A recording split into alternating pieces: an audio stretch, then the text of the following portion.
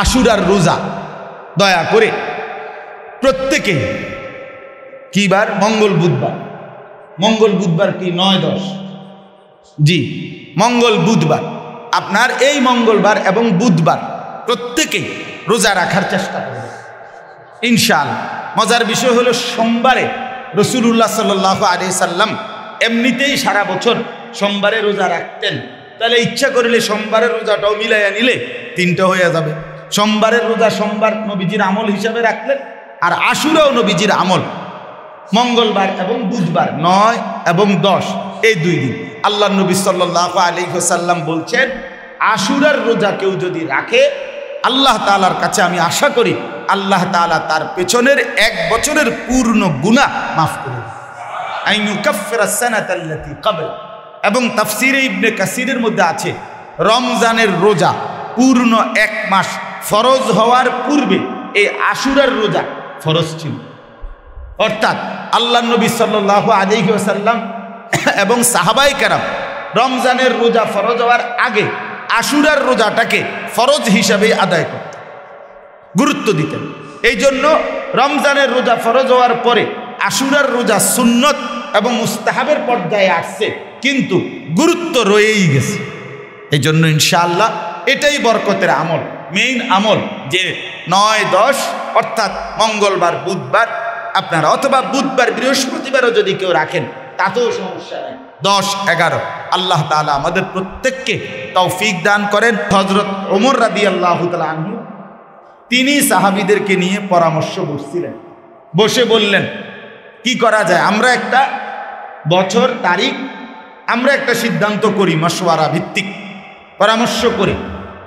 তখন সাহাবায়ে কেরাম বিভিন্ন মুখী পরামর্শ দিয়েছেন। তন্মধ্যে একটা পরামর্শ ছিল এটাই যে রাসূলুল্লাহ সাল্লাল্লাহু আলাইহি ওয়াসাল্লাম মক্কা থেকে মদিনায় হিজরত করে গেছেন যেই বছর, ওইটাকেই আমরা ইসলামী বছরের প্রথম বছর ধরে এই হিসাবে আমরা বছর শুরু করি। তো হযরত ওমর রাদিয়াল্লাহু তাআলা আনহু একাধিক মতের মধ্য থেকে এই মতটাকেই চূড়ান্ত কি দিছেন? অনুমোদন দিছেন। সে সর্বসম্মতিক্রমে এটা কি হয়েছে? ফায়সালা হয়েছে। এই জন্য এটারে ইসলামী বছরও বলে অথবা হিজরি বছরও বলে। হিজরি মানে নবীজির হিজরতের কি হিসাব। তাহলে বোঝা গেল 1 নাম্বার হলো একজন মুসলমান হিসাবে শরীয়তের বিভিন্ন হুকুম আহকাম বছর মাস সময় হিসাব করে আদায় করার সুবিধার্থে যেই কোনো মুসলমানের ইসলামী বছর জানা উচিত, প্রয়োজন, বাধ্যতামূলক, দরকার। আর 2 নাম্বার হলো ইসলামী এই বছরের সাথে সরাসরি আমাদের প্রিয় নবী সাল্লাল্লাহু আলাইহি ওয়াসাল্লামের হিজরতের, নবীজির জিন্দেগীর গভীরতর সম্পর্ক আছে। এই হিসাবে রাসূলুল্লাহ সাল্লাল্লাহু আলাইহি সাল্লামের ভালোবাসার অংশ হিসাবেও একজন মুসলমানের এই ইসলামী বছর জানা উচিত। অন্য কোনোটার সাথে, যেমন ইংরেজি যেই বছর আপনার জুলিয়ান ক্যালেন্ডার অথবা গ্রেগরিয়ান ক্যালেন্ডার, ইংরেজি বছরে এই যে 2024 এখন, এটার মধ্যে কিন্তু 2 রকম আছে ইউরোপে। একটাকে গ্রেগরিয়ান ক্যালেন্ডার বলে, একটা জুলিয়ান ক্যালেন্ডার বলে। এটার মধ্যে হিসাব ব্যতিক্রম আছে। এই সবটাই আপনার খ্রিস্টানদের তাদের প্রবর্তিত হযরত ঈসা আলাইহিস সালামের জন্ম, ঈসা নবীর জন্ম হিসাবে, এই জন্য এটাকে খ্রিস্টাব্দ বলে, মানে যীশু খ্রিস্টের জন্মের হিসাবে তারা এটাকে নির্ধারণ করছে। তাহলে 2024 সাল মানে হলো আজ থেকে 2024 বছর আগে ঈসা আলাইহিস সালাম এই পৃথিবীতে ভূমিষ্ঠ হয়েছেন, আবির্ভাব হয়েছে। বুঝছেন কিনা? তাইলে এইটার সাথে ঈসা আলাইহিস সালামের খ্রিস্টানদের বিশ্বাস চেতনা, মুশরিকদের, এটা সম্পৃক্ততা আছে, সম্পৃক্ততা আছে। হ্যাঁ, আমরা আগেই বললাম পৃথিবীর কাজ, প্রয়োজন, আমাদের চলার বিভিন্ন প্রয়োজন পূরণের জন্য এটা ব্যবহার করা, বলা হারাম না, কিন্তু এটার সাথে আমাদের ইসলামের গভীরতর কোনো সম্পর্ক নাই। আমাদের খুব বেশি আন্তরিকতার কোনো সম্পর্ক নাই। বাংলা বছর যেমন বাংলা সন, যেটা বাংলা সন সম্রাট জালালউদ্দিন মোহাম্মদ আকবর, আকবরের আমলে রাষ্ট্রের পুরা এই দিল্লির খেলাফত, আপনার এই উপমহাদেশের যে মানে বাদশাহী ছিল, সাম্রাজ্য, মোগল সাম্রাজ্য, তো বিশাল অঞ্চল, এখানে রাষ্ট্রের খাজনা, ওই যে ধান নির্দিষ্ট মৌসুমে ধান কাটার পরে খাজনা দিত জনগণ, এই খাজনা ট্যাক্স কয় বছরের কোন হিসাবের, এই খাজনা আদায়ের জন্য সুবিধার্থে তখন এই সম্রাট জালালউদ্দিন মোহাম্মদ আকবর তার সভাসদ তাদেরকেই প্রথম বলছিলেন যে তোমরা আমাদের এই অঞ্চলের জন্য একটা আলাদা সন তারিখ, আমাদের এই খাজনা আদায়ের সিজনের হিসাবের সুবিধার্থে তোমরা একটা মিলাও। তখন এই জালালউদ্দিন আকবরের, যারা আকবর দি গ্রেট বলে, এই উনার আমলেই আপনার এই বর্তমানের এই বাংলা সন যেটা আমরা বলি, এইটা আপনার কি হয়েছে, চালু হয়েছে। এটা হলো ওই ফসলের ট্যাক্স খাজনা আদায়ের কি সুবিধা। এখনো দেখবেন এই আপনার ইয়া কাটতে, দাখিলা বা খাজনার ইয়া কাটতে তারিখ 1 নম্বরে লেখে কোনটা, বাংলাটা লেখে। আর এদের কাছে মেইন হিসাব কিসের হিসাব, বাংলা সনের হিসাব। এখনো এটা সিস্টেম ওইখান থেকে আসছে। তাইলে বাংলা সন এইটার সাথে সম্পৃক্ততা হলো ওই খাজনা আদায় ট্যাক্সের সাথে সম্পৃক্ততার বিষয় ছিল। ইংরেজি সন এইটার সাথে ঈসা আলাইহিস সালামের জন্মের সম্পর্ক, কিন্তু ইসলামী সন এই যে 1446 হিজরি, এটা সরাসরি আমাদের প্রিয় নবী সাল্লাল্লাহু আলাইহি ওয়াসাল্লামের সাথে সম্পৃক্ত। তাইলে এখন আপনি ইনসাফের সাথে বলেন যে আমাদের কাছে প্রাধান্য পাওয়া উচিত কোনটা, কথা বলেন না। ইসলাম না, ইসলামী সন বলেন, আরবি সন না, ইসলামী সন কোনটা বলেন, ইসলামী বছর। আরবি হলে তো আপনি নির্দিষ্ট অঞ্চলের সাথে কি করে ফেললেন, সীমাবদ্ধ করে ফেললেন। এটা তো আরবি বছর না, ইসলামী বছর। অর্থাৎ আমরা আরবি না, আমরা কি আরবি না, আমরা আজমি, অনারবি। কিন্তু এই বছর ইসলামী বছর, এটা আমাদের না, আমাদের। মানে এটা সৌদি আরবের না, এটা দুবাইয়ের না, কাতার বাহরাইনের না, এটা মুসলমানদের, এটা ইমানদারদের বছর। অতএব উচিত আপনি আমি প্রত্যেককে, আমরা দেখবেন বাবার মৃত্যু তারিখ লিখে রাখছে, ইংরেজি লিখছে, বাংলা লিখছে, আরবিটা কোথায় তো, বাচ্চার জন্ম তারিখ লিখে রাখছে, ইংরেজি জানে, বাংলা জানে, আরবি জানে। অথবা লিখলেও 3 নম্বরে লাস্টে, এটা নিচে না, উচিত যে এটা আগে থাকে, এটা আগে থাকে। এখন যেহেতু আপনার সেই ব্রিটিশ শাসন আমলে ব্রিটিশরাই যেহেতু ইংরেজি ভাষা এবং তাদের বছর, তাদের হিসাবপত্র, কোর্ট কাচারি সব কিছু, শাসক যে হয় সে তার মতাদর্শই চাপায়, এটা নিয়ম। তো 190 বছরের ব্রিটিশের শাসনের কারণে এই উপমহাদেশে সর্বকিছুতে এই ব্রিটিশের পদ্ধতি চালু করা হয়েছে, সেটা সরানো হয় নাই বা হচ্ছে না। কিন্তু মুসলমান হিসাবে আমাদের মনে রাখতে হবে, এরপরেও যে আমাদের কাছে আমাদের ইসলামী বছর ভুলে যাওয়া, টোটালি বুঝতেই না পারা, এটা কিন্তু অনেক বড় একটা অন্যায়, অপরাধ ছাড়া আর কিছু। এটা ছোট্ট বিষয় না। আপনি যদি বলেন এটা একটা ছোট বিষয়, হুজুর তারিখ সন এগুলো নিয়ে এত মাতামাতির কি আছে? কিছু মুসলমান, কিছু বুদ্ধিজীবী, কিছু পণ্ডিত মুসলমানদের সমাজে সর্বসময় আছে যে ওলামায়ে কেরাম যেটাই বলবে হুজুর এটা সাধারণ বিষয়, স্বাভাবিক বিষয়, এটা নিয়ে এত বেরাসানি হওয়ার কিছু নাই। মানে উনি যেটা বলবে, ওনারা যেটা বলবে, এটাই হলো সময়ের গুরুত্বপূর্ণ বিষয়। ওলামায়ে কেরাম যেটা বলবে এটাই হবে সংকীর্ণ, এটা সম্পূর্ণভাবে সীমা লঙ্ঘন আর বেয়াদবি ছাড়া আর কিচ্ছু না। এটা অসভ্যতা, অসভ্যতা।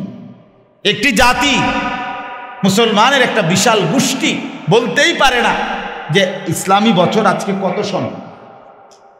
এটা কি আমাদের জন্য দুর্ভাগ্য না? 2024 সাল যে এই এখন চলতেছে, এটা বলতে পারে না কয়জন? না না, 2024 সাল, কথা বোঝেন না। এখন যে ইংরেজি সাল কত এটা জানে না, এরকম মানুষ কয়জন? পাওয়াই যাবে না, পাওয়াই যাবে না, একেবারে মাসুম বাচ্চা ছাড়া। হেতে তো 2024 কি আর 28 কি। কিন্তু স্বাভাবিক মানুষ যারা, তারা সবাই জানে। তাহলে এটা সবাই জানলো, কিন্তু 1446 হিজরি আজকে শুরু হয়েছে, চলতেছে। এইটা একজন একজন করে ধরে আপনি বলেন যে কয়জনে জানেন? খবর নেন, চলেন চান্দিনা বাজারে হাইটা খবর নেন। মুসলমানের কাছে জিজ্ঞেস করেন যে ভাইয়া ইসলামী বছর এখন কোন সাল? কয়জনে বলতে পারবে? কথা বুঝছেন কিনা বলেন। আপনি 10,000 মানুষের উপরে জরিপ চালান, কয়জন পাবেন দেখেন? কবে এত তার টোয়ানের সময় নেই, আরে রাখেন সে হুজুররা, মানে এটাকে উড়াই দিল। তো কাকে উড়াই দিলেন? রাসূলুল্লাহ সাল্লাল্লাহু আলাইহি ওয়াসাল্লামের হিজরত ইসলামের ইতিহাসের সবচেয়ে টার্নিং বিষয়। ইসলামের পুরা বিজয়, ইসলামের অগ্রযাত্রা, ইসলাম সারা পৃথিবীময় ছড়িয়ে পড়া, রাসূলুল্লাহ সাল্লাল্লাহু আলাইহি ওয়াসাল্লামের নবুয়ত রিসালাতের সমৃদ্ধি, ব্যাপ্তি, পরিসর বিশালভাবে ছড়িয়ে পড়া সব কিছুর মূলে হিজরত। হিজরত অর্থাৎ রাসূলুল্লাহ সাল্লাল্লাহু আলাইহি ওয়াসাল্লাম মক্কা থেকে মদিনায় হিজরত করে গেলেন, এরপরেই 9 বছরের ব্যবধানে ইসলাম গোটা পৃথিবীতে ছড়ায় পড়ছে, সারা পৃথিবীতে। এই জন্য আমি আপনাদের কাছে বিষয়টা বললাম যে আমরা প্রত্যেকেই এটা মনে রাখবো। আমি আমার আগের মসজিদে এটা চালু করছিলাম, এইখানেও আমি আসলে আগেই খেয়াল করা উচিত ছিল, আমার মনে ছিল না কথাটা, আমারও মনে হয়। অর্থাৎ এইখানে আমি, অথবা আমার সাথে মনে করলে দুলাল ভাই, মানে আরবি সন লাগানোর বোর্ড আছে, এখানে আছে আমাদের আলাদা বোর্ড আছে। মানে এটার মধ্যে বড় মহররম কয় তারিখ 1446 হিজরি, এইটা আমার মাদ্রাসাতেও আছে, আমার শায়েখের মাদ্রাসা সুদর্ণপুরেও আছে, ঢাকাতে বর্তমানে বহু মসজিদে আছে। অর্থাৎ মুয়াজ্জিন সাহেব প্রতিদিন এটা কি করবে? ওই খুলে দিবে, অর্থাৎ তারিখ মহররমের 6, 7, 3 এটা উনি কি করে নিবে, করে ঘুরে আবার লাগাই দিবে। অর্থাৎ কমপক্ষে পুরা মহল্লার পক্ষ থেকে আমরা মসজিদওয়ালারা এটার কি রাখলাম? হিসাব রাখলাম। ফলে সমস্ত মুসলমান কি পাবে? সওয়াব পাবে, আর গুনাহ থেকে সবাই কি হয়ে যাবে? বেঁচে যাবে। এটা এই 400-500 টাকা মনে একটা বোর্ড এটা পাওয়া যায়, এটা মনে করলে আমি আনাই দেব, খেয়াল করলে ইনশাআল্লাহ। তাইলে আমরা ইনশাআল্লাহ এই বিষয়টা বুঝলাম, গুরুত্ব দিলাম। এবার আসেন 1446 হিজরি ইসলামী বছর, এটা আমাদের জন্য গুরুত্বপূর্ণ বললাম বিভিন্ন দৃষ্টিকোণে। আমাদের শরীয়তের বিধান পালন করার ক্ষেত্রে দরকার, আমাদের জন্য রাসূলুল্লাহ সাল্লাল্লাহু আলাইহি ওয়াসাল্লামের ভালোবাসার দাবিতেও দরকার। এখন আরবি বছর বা ইসলামী বছরে 12টি মাস, মূলত পৃথিবীর যেই কোনো হিসাবে বছরে 12টি মাস। এবারে ইংরেজি বছর বলেন, বাংলা সন বলেন, ইসলামী সন বলেন, মাস কয়টা? 12। এখন এই প্রশ্ন হইল মাস 12টা কেন? মানে সবাই তো আলাদা আলাদা সন, সনে তো বদলায় গেল, 24 কোথায়, 46 কোথায়, 32 কোথায়, 36 কোথায়, মানে এগুলোতে তো নড়ে চড়ে গেল। কিন্তু মাস কেন সবার কাছে 12টি? মাস 11টা না কেন? মাস 13টা নয় কেন? 13 মাসে বছর হয় না কা? 11 মাসে বছর হয় না? 12 মাসেই বছর কেন?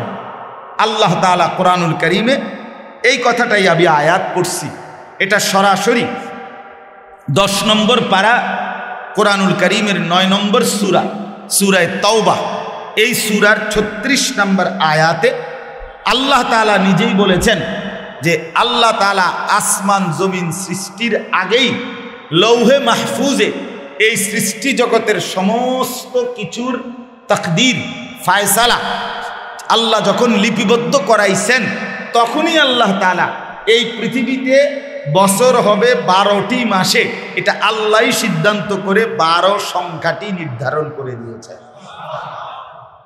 ইন্না ইদ্দাতাশ শুহুরি ইনদাল্লাহ, নিশ্চয়ই মাস সমূহের গণনা হিসাব আল্লাহর নিকটে ইসনা আশারা শাহরান, 12 মাস।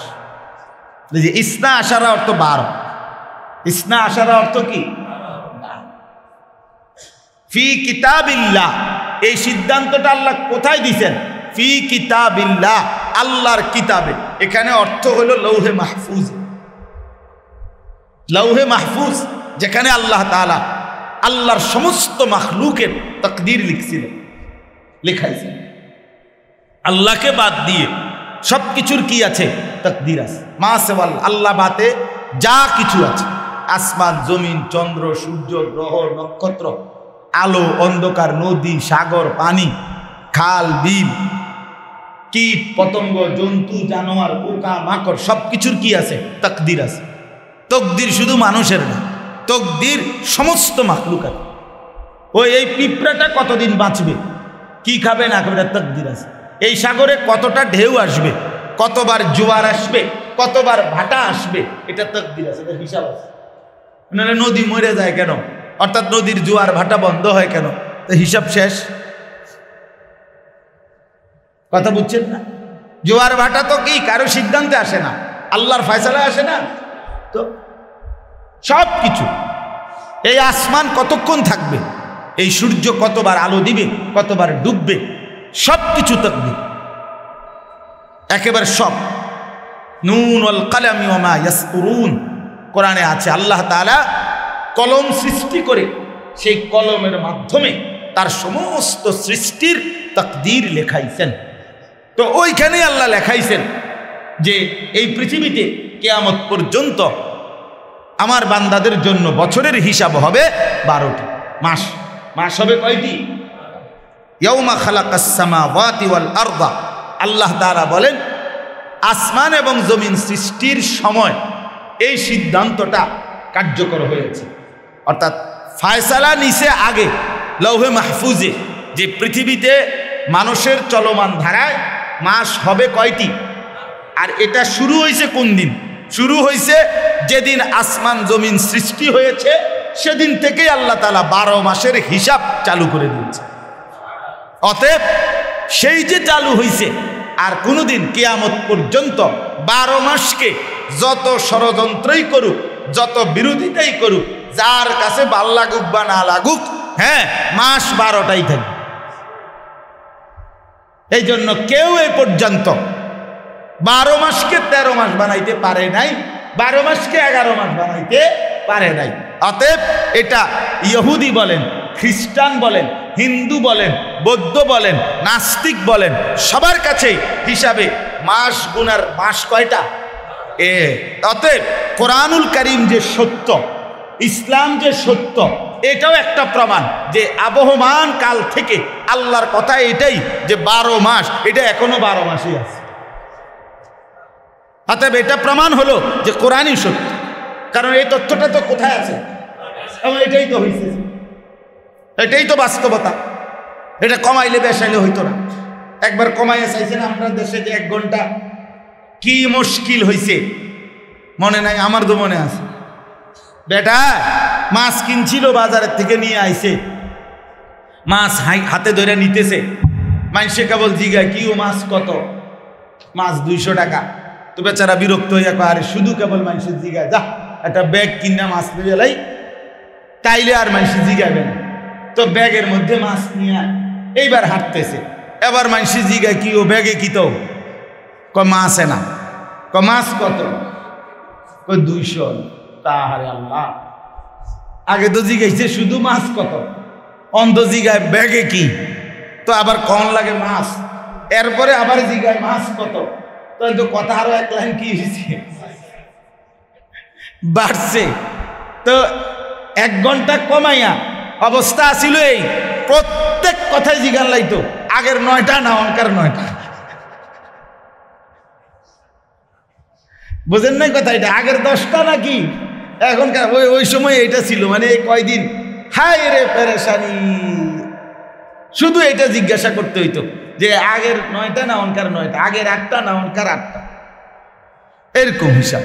তাইলে আপনার আমিও হজ্জের সফরে দেখছি, আমাদের কিছু সাথী আছে একের যেটারে দাম কয়, মনে করেন 2 রিয়াল বলছে, বাংলাদেশে কত? 66। 3 রিয়াল বলছে, বাংলাদেশে কত? আমি পরে একদিন বললাম, আরে মিয়া, প্রত্যেক কথায় যদি আপনি বাংলাদেশের লোকে হিসাব মিলান তো খরচা এনে করেন কেন? এনে করবেন সব কিছুতে এটার বাংলাদেশের লোকে মিলাইলে হইব যে এত টাকা। আর এটা তো বাংলাদেশের সাথে মিলাইয়া সৌদি সরকার কি দাম ঠিক করছে? এটা কথা বলেন না কেন? তো আপনি এটার লোকে এটা মিলান কেন? এটার সাথে এটা মিলাইলে লাভ হইব কি? ওরা তো ওদের দেশের আয় ব্যয়, ওদের দেশের পরিস্থিতি হিসাবে ওদের হিসাব আপনার। যাই হোক, তাইলে আল্লাহ তাআলা এখানে বললেন ইয়াউমা খালাকাস সামাওয়াতি ওয়াল আরদা, আসমান এবং জমিন সৃষ্টির সূচনা থেকেই 12টি মাস চালু করা হয়েছে। আর এর আগেই লৌহে মাহফুজে এই সিদ্ধান্ত লেখা ছিল যে আল্লাহর হিসেবে গণনায় মাস হবে মোট কতটি? 12। আচ্ছা, এবার আল্লাহ বলেন মিনহা আরবাতুন হুরুম, আর এই 12টি মাসের মধ্যে সবচেয়ে সম্মানিত মাস হলো 4টি। সবচেয়ে সম্মানিত মাস কয়টি? 4টি। এটা আল্লাহ তাআলা বলেছে। নবী সাল্লাল্লাহু আলাইহি ওয়াসাল্লাম বিদায় হজ্জে, নবীজি যেই বছর হজ করেছেন 10ম হিজরিতে, ইন্তেকালের আগের বছর, নবীজি সাল্লাল্লাহু আলাইহি সাল্লাম আল্লাহ তাআলার হুকুমে ইসলামী নিয়ম কানুন মোতাবেক হজ করেছেন একবারই, 10ম বছর। এটার এই জন্য প্রথম হজ, এটাই নবীজির বিদায় হজ। তো এই হজ্জে আল্লাহ নবী সাল্লাল্লাহু আলাইহি ওয়াসাল্লাম মিনার প্রান্তরে একটা ছোট্ট খুতবা দিছিলেন। এই খুতবার মধ্যে তিনি বলছেন যে আল্লাহ তাআলা, মানে ইসলাম পূর্ব যুগে মক্কার কুরাইশরা, জাহিলি যুগে মুশরিকরা বছর মাস 12টাকে ধরছি ঠিকই, কিন্তু উলট পালট করে ফেলছে। উলট পালট অর্থাৎ মানে তারা তাদের সুবিধার্থে হজ্জের মাসকে উল্টাপাল্টা করে লাইছে।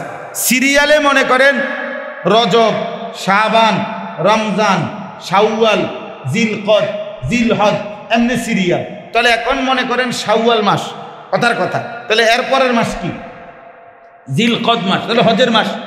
এখন সিরিয়ালে আসবে, এখন মনে করেন আগস্ট, তো আগস্ট মাস হবে হজের মাস। হেরা দেখলো যে আগস্ট মাসে খেজুর পুরা পাকে না, কথার কথা, বেচা কিনা ভালো হইতো না, তো ঘোষণা দিয়ে দিছে আগের থাকতে। রমজানে মনে করেন ঘোষণা, এবছর জিলকদ হবে আরো 3 মাস পর। এবছর ডিসেম্বর এলো জিলকদ, সহ্য হয়নি আপনার সান, আপনি বুঝে ধরেনি চান, নাহলে আপনি যাইয়েন না, খাম খেয়ালি আর কি। এইভাবে তারা কর, যেমন এখন আমরা আসছি, যে আমি তো সোমবার দিন আসছি, তো বাসায় আমারে বলছে যে কাঁচা খেজুর আনতাম। আমি মনে হয় শেষ দিন যেদিন আসছি, ফজরের পরে 1 ঘন্টা 1.5 ঘন্টা হাঁটছি চারিদিকে, এক প্যাকেট কাঁচা খেজুর খুঁজতে পাই না। তো 1-2 দোকানে পাইছি, একেবারে মানে মাত্র বাইরে হয়েছে, ছোট্ট ছোট্ট, মানে এগুলো অপরিপক্ক, মানে বেরই হয়েছে না তেমন। এখন সব দোকানদারে বলতেছে হুজুর আর যদি 20টা দিন সময় পাইতাম আমরা, তাইলে আমরা পুরা দমে কি বেচতে পারতাম কাঁচা খেজুর। এখন 20 লাখ হাজির কাছে কি বেচা যাইতো? কাঁচা খেজুর খুব চাহিদা, মানে মজা খাইতে, তাহলে এখন বেচতে পারে নাই হেরা। এই তো ওই সময় তারা এটা কি করতো, এরকম ওই সিজন বুঝা মাসটারে উলট পালট নড়াচড়া করে ফেলত।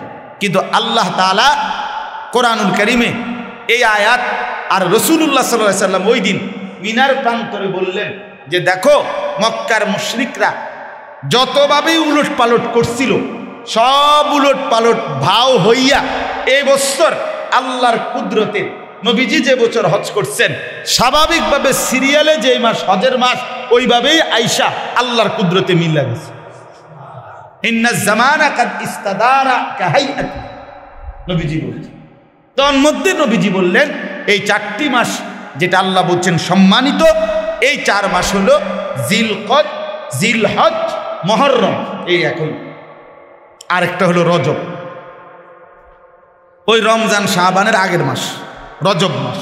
তাহলে এই এখন মুহররম মাস, এটা হলো আল্লাহ তাআলার নিকট 4টি সম্মানিত মাসের মধ্য থেকে একটি। আল্লাহ তাআলা বলেন যালিকা দ্বীনুল কাইয়্যিম, এটা অকাট্য বিধান। মাস হবে 12টি, 4টি মাস সম্মানিত থাকবে কিয়ামত পর্যন্ত, এটা অকাট্য, অর্থাৎ পৃথিবীর কোনো শক্তি এটা বদলাইতে পারবে। এখন শেষ কথা হইল আল্লাহ তাআলা বলেন ফালা তাযলিমু ফীহিন্না আনফুসাকুম, অতএব তোমরা আল্লাহর দেওয়া মাসে 12 মাস অথবা আল্লাহর দেওয়া এই সম্মানিত 4টি মাসে তোমরা কোনোভাবে গুনাহ, নাফরমানি, আল্লাহর অবাধ্যতা করে নিজের উপরে জুলুম করো না, নিজের বরবাদ করো না, নিজের ক্ষতি করো না বান্দা।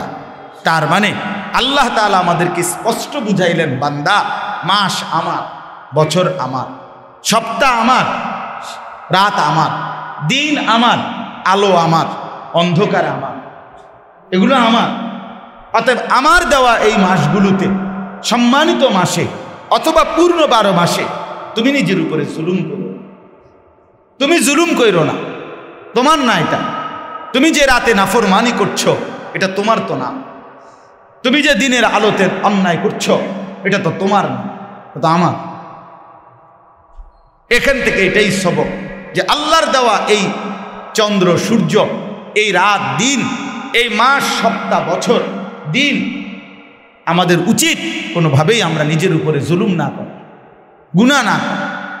আজকে আমরা মনে করেন 31শে ডিসেম্বর রাত্রি শেষে, 1 জানুয়ারির শুরুতে রাত 12টার পরে আপনার অসংখ্য নারী, পুরুষ, যুবক, যুবতী নাচ, গান এবং অশ্লীলতার, বেহায়াপনার, অসভ্যতার ছড়াছড়ি করে একটি বছরকে বিদায় জানায়, আরেকটি বছরকে বরণ করে, 31st নাইট পালন করে।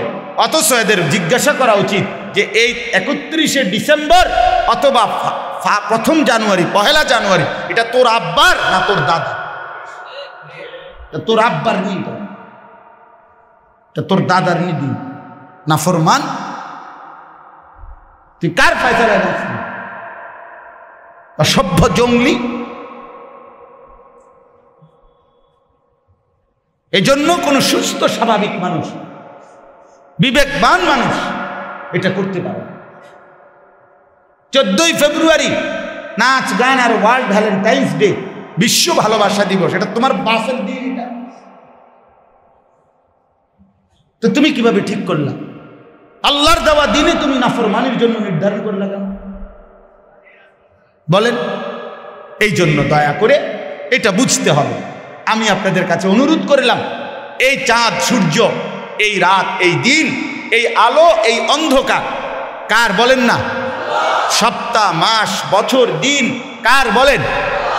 আল্লাহ। আল্লাহ। অতএব জুলুম না, গুনাহ না করি, নাফরমানি না করি, নাফরমানি না করি।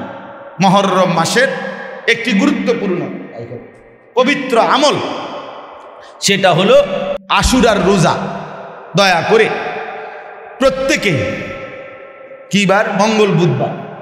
মঙ্গল বুধবার কি 9-10? জি, মঙ্গল বুধবার। আপনার এই মঙ্গলবার এবং বুধবার প্রত্যেকেই রোজা রাখার চেষ্টা করবেন ইনশাআল্লাহ। মজার বিষয় হলো সোমবারে রাসূলুল্লাহ সাল্লাল্লাহু আলাইহি সাল্লাম এমনিতেই সারা বছর সোমবারে রোজা রাখতেন। তাহলে ইচ্ছা করলে সোমবারের রোজাটাও মিলাইয়া নিলে 3টা হয়ে যাবে। সোমবারের রোজা সোমবার নবীজির আমল হিসাবে রাখলেন, আর আশুরাও নবীজির আমল। মঙ্গলবার এবং বুধবার 9 এবং 10 এই 2 দিন আল্লাহ নবী সাল্লাল্লাহু আলাইহি ওয়াসাল্লাম বলছেন, আশুরার রোজা কেউ যদি রাখে, আল্লাহ তাআলার কাছে আমি আশা করি আল্লাহ তাআলা তার পেছনের 1 বছরের পূর্ণ গুনাহ মাফ করে দেন। আইয়ুকাফিরাস সানাতাল্লাতী ক্বাবলা। এবং তাফসীরে ইবনে কাসিরের মধ্যে আছে, রমজানের রোজা পূর্ণ 1 মাস ফরজ হওয়ার পূর্বে এই আশুরার রোজা ফরজ ছিল। অর্থাৎ আল্লাহ নবী সাল্লাল্লাহু আলাইহি ওয়াসাল্লাম এবং সাহাবায়ে কেরাম রমজানের রোজা ফরজ হওয়ার আগে আশুরার রোজাটাকে ফরজ হিসাবে আদায় করতেন, গুরুত্ব দিতেন। এই জন্য রমজানের রোজা ফরজ হওয়ার পরে আশুরার রোজা সুন্নত এবং মুস্তাহাবের পর্যায়ে আসছে, কিন্তু গুরুত্ব রয়েই গেছে। এই জন্য ইনশাআল্লাহ এটাই বরকতের আমল, মেইন আমল, যে 9-10 অর্থাৎ মঙ্গলবার বুধবার আপনারা, অথবা বুধবার বৃহস্পতিবারও যদি কেউ রাখেন তাতেও সমস্যা নেই, 10-11। আল্লাহ তাআলা আমাদের প্রত্যেককে তৌফিক দান করেন, কবুল করেন। আল্লাহ তাআলা আমাদেরকে ঈমান আমলের জিন্দেগি দান করেন, আমিন। সুবহানাল্লাহ।